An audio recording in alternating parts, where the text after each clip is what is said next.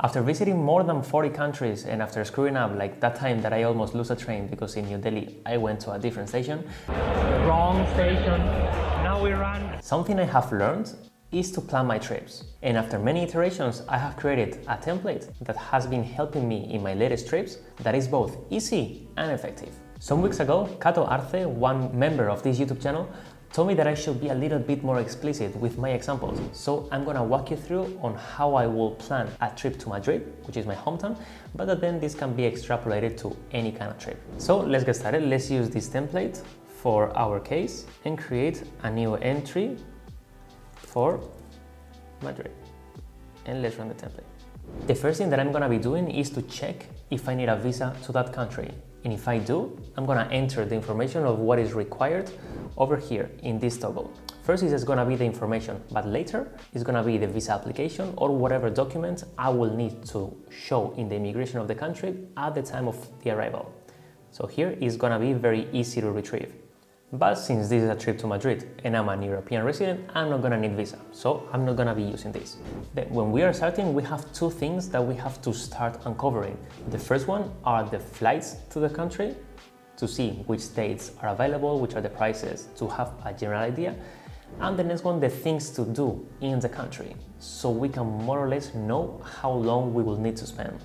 In the order that we do them, it doesn't really matter because both are going to impact the other. So we just need to get started with one. So in my case, I like to start with the flights. And this is how I'm gonna get started. The first place that I always go is to Skyscanner and I start looking for flights to that country. And why I use this website? Because this website can retrieve information from a lot of other different clients and pull all that information into one page. So this saves me a ton of time. Let's say that I want to start looking from the 20th of September to the 25th. And we can see here already that there is a non-stop flight here, but that on Saturday there is none. So I will have to choose between Friday or Monday, because the things that I look for when I'm looking for flights is what is the cheapest, what is the fastest, and to avoid arriving too early to the place, this will be before 6 a.m. or too late, that this will be later than 12 a.m. Because if that is the case, that will mean that there is already no public transport available and I will have to take a taxi. So let's make a change and continue, okay? And once we have found a flight that works, we're gonna be taking a screenshot and pasting it in here. So this is just gonna be a reference because then later we are gonna start planning the trip and we still don't know if these 4 days are gonna be enough to see all the things that we will want to see. So now that I have a flight option, I'm gonna go to the next step, which is gonna be gathering information about the destination. For doing that, I normally type things to do in whatever city, in this case, Madrid, and I normally like to check blogs. I don't click on the ads, I don't click on these websites. Probably Crazy Tourist can be good. Road Affair, this sounds like a blog. And I'm gonna keep doing this.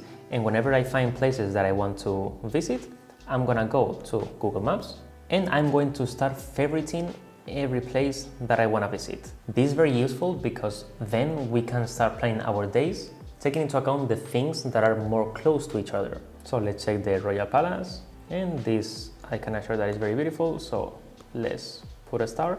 And I'm gonna be doing this for all the things that I'm interested in. The things that I normally look for are art galleries or museums, concerts, salsa events, because maybe you know that I love dancing salsa, main monuments in the city, like in this case, and some fun activities such as skydiving or washing dirty elephants.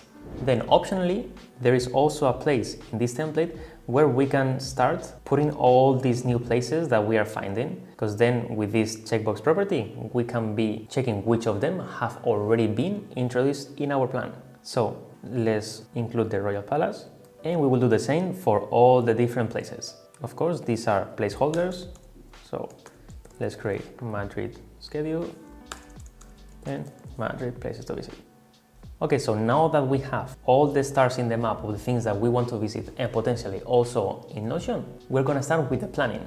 And this is done over here. So we are gonna be creating one entry per day. So in our case is 5 days. So 1, 2, 5.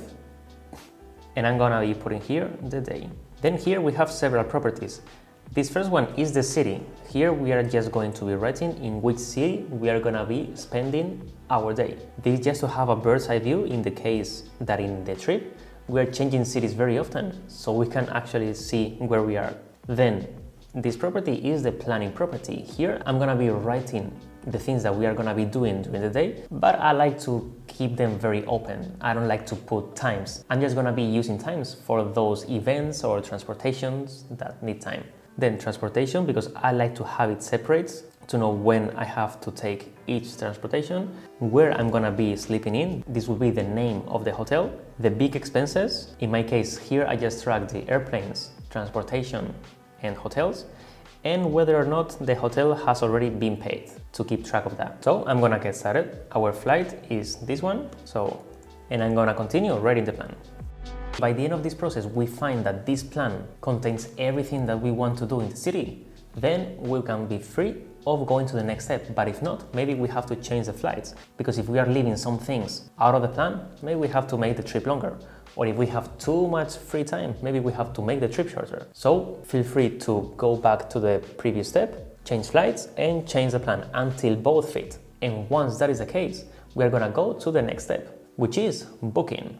So we're just gonna go back to Skyscanner or whatever website we have used before and purchase those flights. And in the end, we're gonna drop here the boarding pass or whatever document that they have sent to us. So whenever we need it, be it in the airport or whatever else, it's gonna be very easy for us to find it, because we don't wanna go to the airport and start messing around with our emails and not finding it. Then once we have finished with flight tickets, we can start booking the hotel. In my case, I normally use booking.com. So I will just go there and at least I'm gonna be booking the first couple of nights, because sometimes I like to leave some wiggle room just in case I wanna change plans once I'm in the trip. And every time that I book any of the hotels, I'm just gonna be checking them as paid so I can keep track of that. In our case, we are just using one hotel, but if we have multiple, that for example, we are sleeping one night per hotel, then it can get quite messy. So this is very helpful. And if we need to include the confirmation for any of the reservations anywhere, we can always put it here.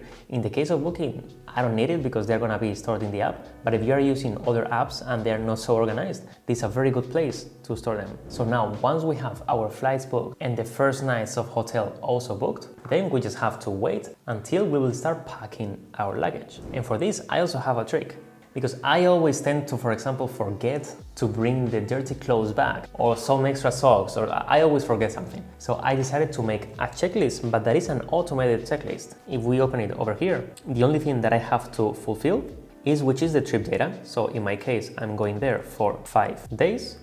And now that is September, we can consider Spain as a cold country.